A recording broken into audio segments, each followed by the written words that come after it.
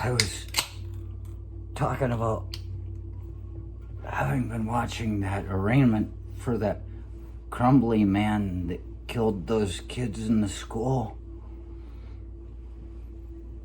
How his parents are in there, involuntary manslaughter and all that. And then the defense attorney, his parents' attorneys are saying, $500,000, no 10%, $500,000. Put it on the table, and you can walk out with a fucking tether, and you can go to work. You can't drink. You can't fucking have any kind of drugs you normally want to do. You have to pay for your own tests. 7 days a week you got to be available to get called in and get tested, whether it's every day or not. Who knows? I bet you they'd fuck with those people.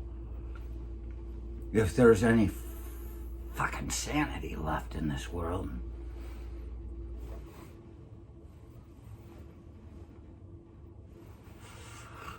And I'm remembering how they said, yeah, we didn't turn ourselves in. They took out $4,000 from the bank, and they weren't turning themselves in. They had to be hunted down like the animals that they are. And the police cars were going everywhere.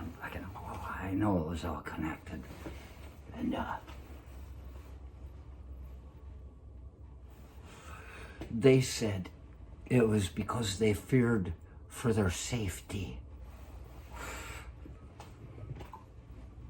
Man. This is how I know that's bullshit. Because if they were truly fearing for their safety, they wouldn't want just a simple $50,000 bail.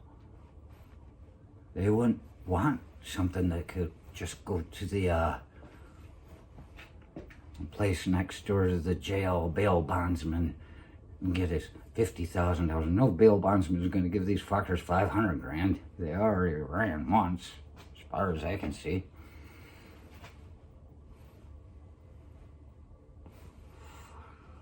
Seems to me if they were really fearing for their safety, they would want the $500,000 fine, something they can't possibly pay.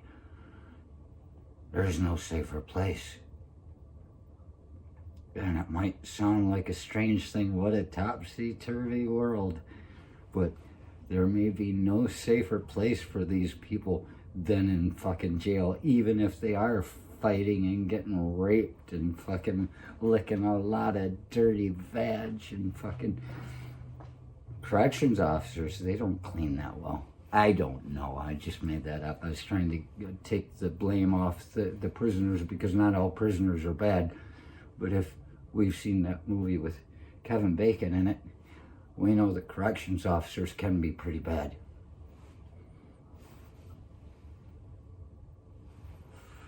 I mean, that's the safest place for him.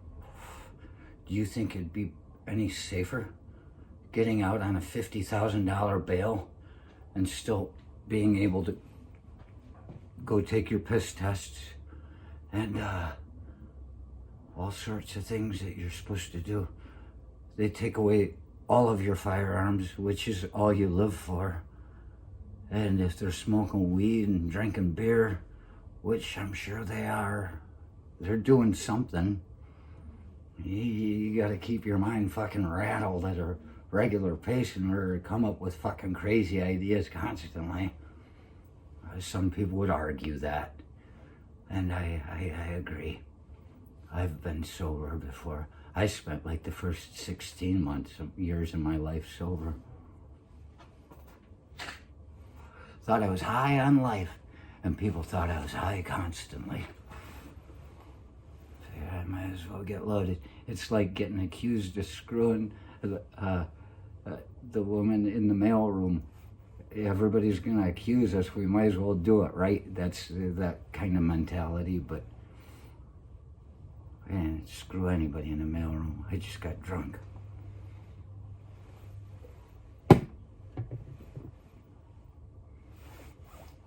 They don't want to going to work with an ankle bracelet if they fear for their safety. You realize what's going to happen if they show up at work in a sane world with an ankle bracelet? They are going to get brutally murdered.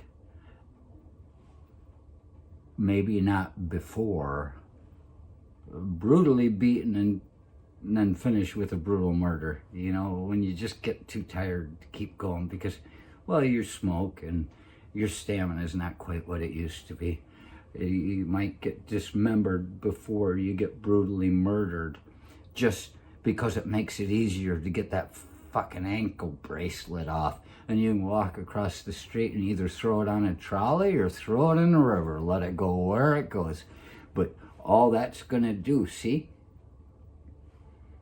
Makes perfect sense, doesn't it? If you just want this guy out of your life and you're upset because maybe one of your kids was shot and is lying in the hospital,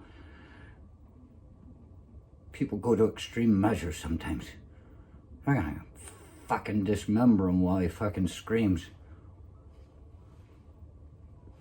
Probably do what Blue Duck did to fucking Roscoe in Lonesome Dove and fucking gut him from scrotum to sternum, cut off his fucking genitalia and shove it down his throat when it's all said and done, just to finish up, you know. But what this does is it gives them a chance by,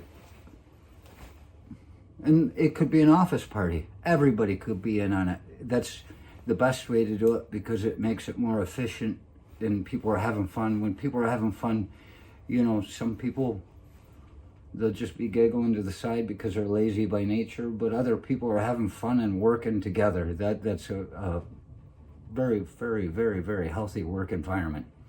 I'm gonna fucking take that ankle bracelet, throw it across into the river or onto the trolley, and the police are gonna show up. It's gonna fucking ding off that he's not where he's supposed to be, and they're gonna be chasing a bluegill down the river that's fucking got a damn ankle bracelet stuck around him like fucking, you know, pollution.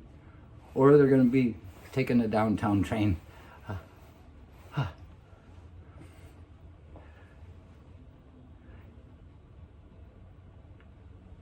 You have plenty of time with the office party to clean out the remains before anybody ever shows up in there seriously thinking they're going to find them there. They're going to run back out.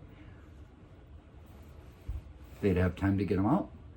Meanwhile, this guy's ankle bracelet is on a trolley headed downtown on a streetcar named Despicable.